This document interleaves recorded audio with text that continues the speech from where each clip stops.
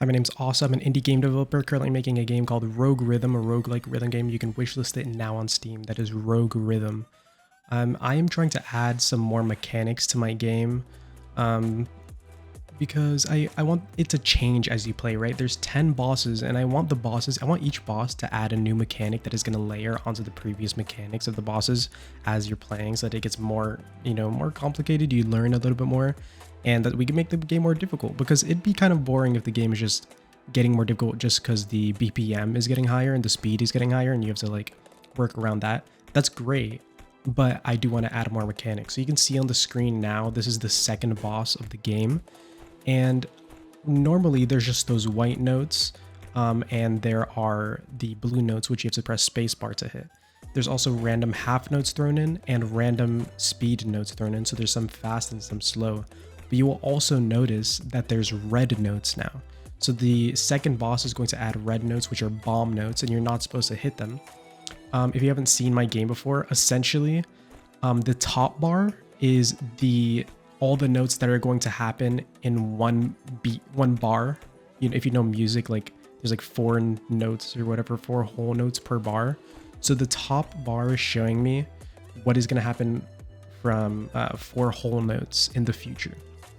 So I'm essentially looking at the top to see what is going to happen in the future while simultaneously playing the correct things in the middle. Here you can see for this different phases, the bomb notes actually like kind of shift colors and stuff. So for the second phase, for the first phase is just normal bomb notes. For the second phase, the bomb notes turn from a normal white color and then they shift to red after like a slight delay, so it might trick you into thinking it's a real note. But in the third phase, you can see that the red notes turn into white notes or like normal looking notes, but they're a little bit different. They're actually get gray instead of white, so you can kind of tell if you're paying attention. And the next mechanic that I added was in the third boss of the game, and I decided to go with reverse notes. So reverse notes are actually very difficult. For this, you can see some of these visual bugs here. Don't mind those.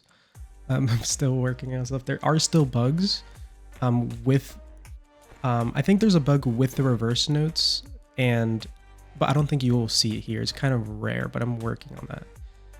Yeah, so here's the third boss. It's a Hydra. You can see this is the first phase of the boss.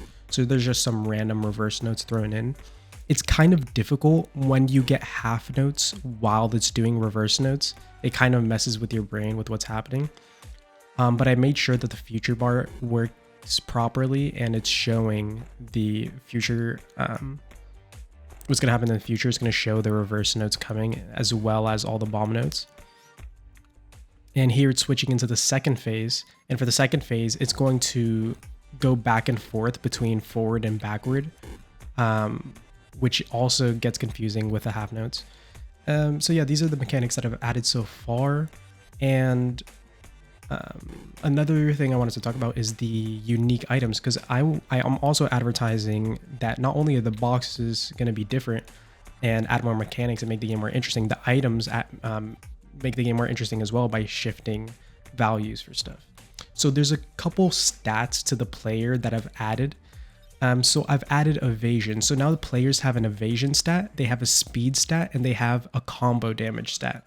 So maybe this is obvious, but like the combo damage is just how much the combo is. You do more damage for a higher combo. However, you only do more damage with a higher combo if you have the combo damage weapon.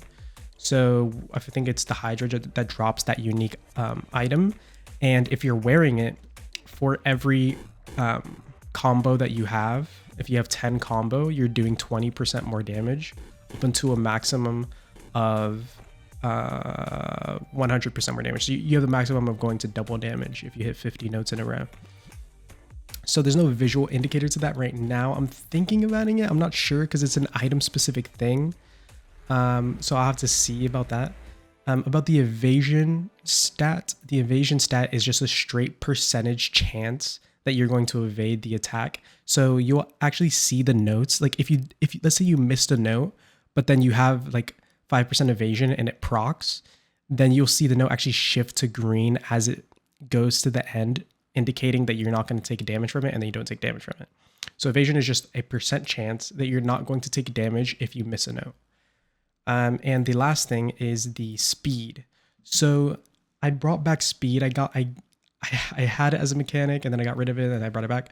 So now what it does is it lowers the speed of the bars by 0.15 if their speed is greater than 1. So that may not make sense to you if you don't exactly understand the game mechanics, but sometimes there's fast notes, and those fast notes, it would make them closer to normal speed. So it'll make them a little bit easier to see and give you easier timing on them. So that's essentially the recap that I wanted to do for the last month or so, what I've been working on. Of course, what's actually taking the longest is doing all the monsters, because there's 2 monsters per floor and there's 30 floors in the game. So that's really taking the longest, is animating all of that and importing that into the game and animating them in Unity as well. I mean, it takes a while, as well as the items take like a day on their own for each set of 3 floors. But yeah, Rogue Rhythm on Steam. Wishlist, please join the Discord as well if you want more updates, random stuff. I rant in there all the time.